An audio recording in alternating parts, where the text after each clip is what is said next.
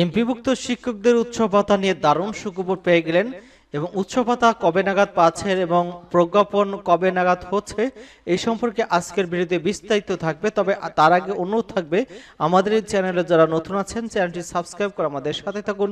তো চলুন মূল আলোচনা। এখানে বলা হচ্ছে যে বর্তমান বেসরকারি শিক্ষা প্রতিষ্ঠানে এমপিভুক্ত শিক্ষক কর্মচারীদের মূল বেতনের মাত্র 25% হারে উচ্চ ভাতা পেয়ে থাকেন।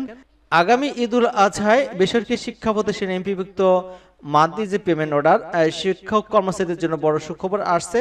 উচ্চ ভাতা হিসেবে মূল বেতনের 50% হারে কিন্তু ভাতা দেওয়ার সিদ্ধান্ত নিয়েছে সরকার। বর্তমান বেসরকারি শিক্ষা প্রতিষ্ঠানের এমপিভুক্ত শিক্ষক কর্মচারীদের দেওয়া মূল বেতনের মাত্র 25% হারে উচ্চ ভাতা পেয়ে থাকেন এবং সূত্র মতে নতুন এই সিদ্ধান্ত বাস্তবায়ন হলে সরকারের বাড়তি ব্যয় হবে অন্তত 229 কোটি টাকা। এবং সম্প্রতি বাজেট মনিটরিং এবং সম্পদ কমিটির সভায় এই সিদ্ধান্ত নেওয়া হয়েছে। সভায় অর্থ উপদেষ্টা সালাউদ্দিন আহমেদ সভাপতিত্ব করেছেন। সভায় মাধ্যমিক এবং উচ্চ শিক্ষা বিভাগের এই সংক্রান্ত যে প্রস্তাব আছে সেই প্রস্তাবে তথ্য বিভাগ সম্মতি দিয়েছে।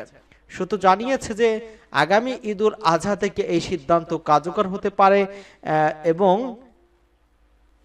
সবাই যে উপদেষ্টা সালাউদ্দিন আহমেদ ছিলেন সেখানে কিন্তু তিনি সম্মতি দিয়েছেন এবং শিক্ষা মন্ত্রণালয়ের মাধ্যমিক উচ্চ শিক্ষা বিভাগের তথ্য অনুযায়ী সারা দেশে বেসরকারি শিক্ষা প্রতিষ্ঠানে যে এমপিভুক্ত শিক্ষক কর্মচারী রয়েছেন তাদের সংখ্যা প্রায় 3,98,068 জন।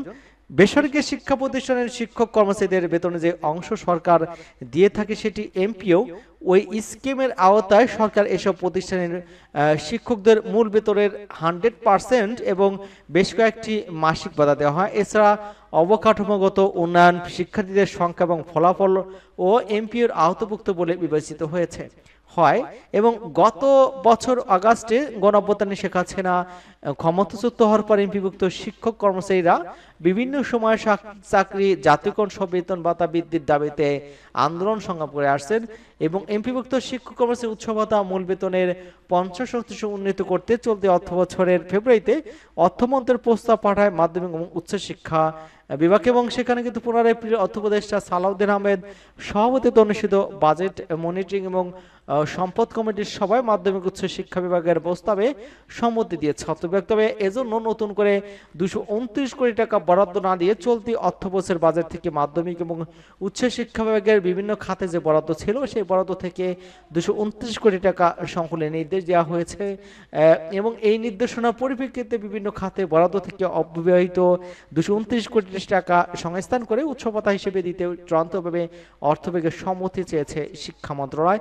এ বিষয়ে গত 21 এপ্রিল অর্থ সচিব খায়রুজ্জামান মজুমদারকে চিঠি দিয়েছেন মাধ্যমিক উচ্চ শিক্ষা বিভাগের সিনিয়র সচিব সিদ্দিক জুবায়ের এবং চিঠিতে বেসরকারি শিক্ষা প্রতিষ্ঠানের কর্মরত এমপিভুক্ত শিক্ষকদের আগামী ঈদুল আজহার উচ্চ ভাতার মূল বেতনের 25% পরিবর্তে 50% প্রয়োজনীয় ব্যবস্থা গ্রহণ করতে অর্থ সচিবকে অনুরোধ করেছিলেন এবং তার পরিপ্রেক্ষিতে দেখা যাচ্ছে যে এই অর্থ বছরের আগেই কিন্তু এই উচ্চ ভাতা পাচ্ছেন এবং এমপিভুক্ত অনেক মাধ্যমিক বিদ্যালয় এবং কলেজ সরকারিকরণ করা হয়ে গেছে। এসব শিক্ষা প্রতিষ্ঠানের শিক্ষক কর্মচারী এখন রাজস্ব খাত থেকে বেতন ভাতা পাচ্ছেন।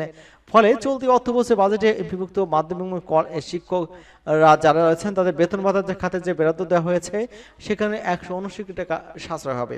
এই অর্থ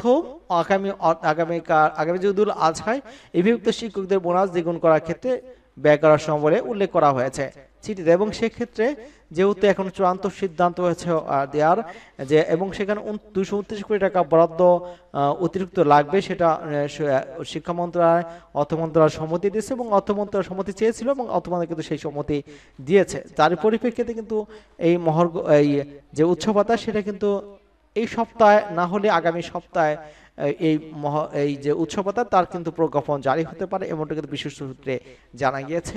সে পর্যন্ত আমাদের অপেক্ষা করতে হবে এবং কর্মচারীদের যে 75% দেওয়ার কথা রয়েছে বা 75 তাদের দাবি করা হয়েছে সেটাও স্পষ্ট হবে প্রজ্ঞাপনের মাধ্যমে।